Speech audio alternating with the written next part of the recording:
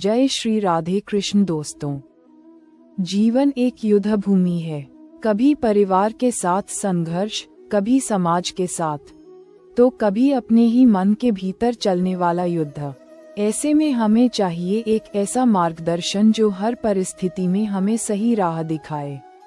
यही मार्गदर्शन हमें मिलता है श्रीमद् भगवद गीता से। कुरुक्षेत्र की भूमि पर जब अर्जुन मोह और शंका में डूबे थे, तब भगवान श्री कृष्ण ने उन्हें जो उपदेश दिए वही आज भी उतने ही प्रासंगिक हैं। गीता केवल एक धार्मिक ग्रंथ नहीं, बल्कि जीवन जीने की कला है। पहला उपदेश कर्म ही पूजा है। श्री कृष्ण ने कहा, कर्मण्येवाधिकारस्ते मा फलेषु कदाचन, अर्थात मनुष्य का अधिकार केवल कर्म करने में है, फल पर नहीं। आज की जिंदगी में भी यही सबसे बड़ा संदेश है। हम अक्सर सोचते हैं कि परिणाम क्या होगा, लोग क्या कहेंगे, या हमें सफलता मिलेगी या असफलता। लेकिन श्री कृष्ण सिखाते हैं, परिणाम की चिंता मत करो, अपना श्रेष्ठ कर्म करो, फल तो अपने आप मिलेगा।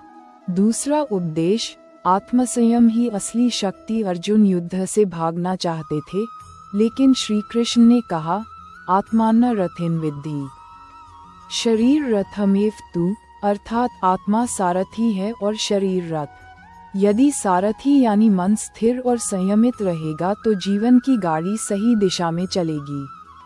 आज हम गुस्से, ईर्ष्या और लालच में अपना संयम खो देते हैं, यही दुख का कारण बनता है।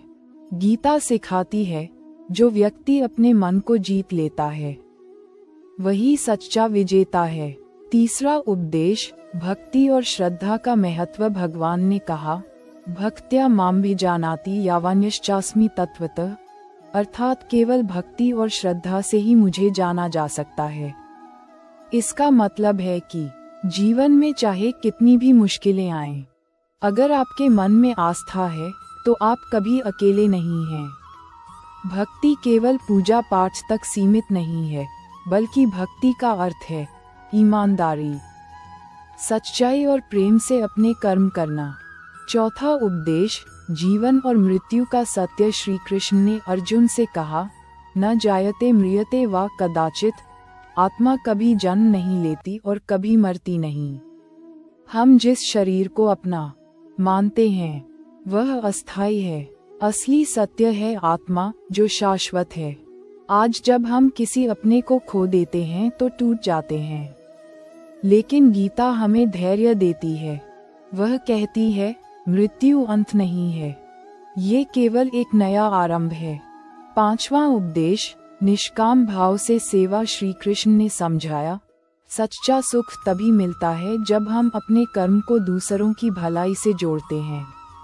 यदि हम हर काम केवल अपने स्वार्थ के लिए करेंगे तो कभी संतुष्ट नहीं होंगे, लेकिन जब हम निस्वार्थ भाव से, सेवा भाव से काम करेंगे, तभी जीवन सार्थक होगा।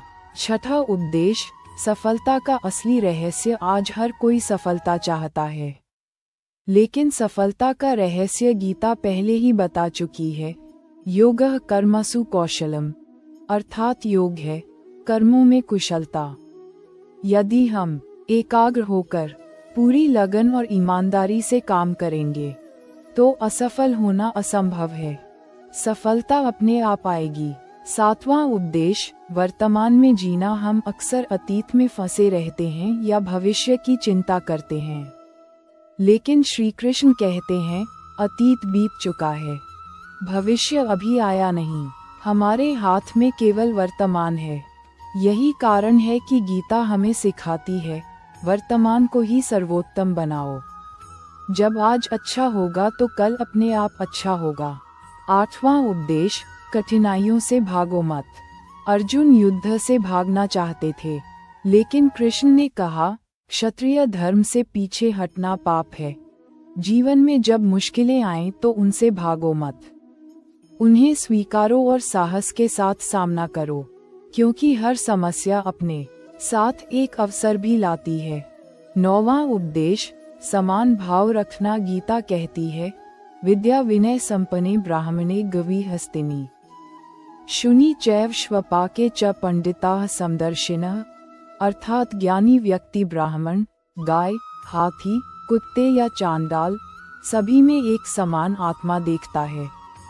आज इंसान जात पात, ऊंच नीच और भेदभाव में बटा हुआ है। गीता का संदेश है, सब में ईश्वर है, सब एक समान हैं। 10वां उपदेश, जीवन का उद्देश्य। अंततः श्री कृष्ण ने कहा, सर्वधर्मा परित्यज्य मामेक शरणं व्रज, अर्थात सभी धर्मों और बंधनों को छोड़कर केवल मेरी शरण में आओ। इसका तात्पर्य यह है कि जीवन का अंतिम उद्देश्य है आत्मा का परमात्मा से मिलन। यदि हमारा हर कर्म ईश्वर को समर्पित होगा तो जीवन सफल हो जाएगा। समापन। प्रिय मित्रों, श्रीमद् भगवद गीता केवल एक पुस्तक नहीं है, ये जीवन का मार्गदर्शक है। ये हमें सिखाती है कि कठिनाइयाँ चाहे कितनी भी हों, कर्म, भक्ति, संयम और विश्वास के साथ हम हर बाधा को पार कर सकते हैं।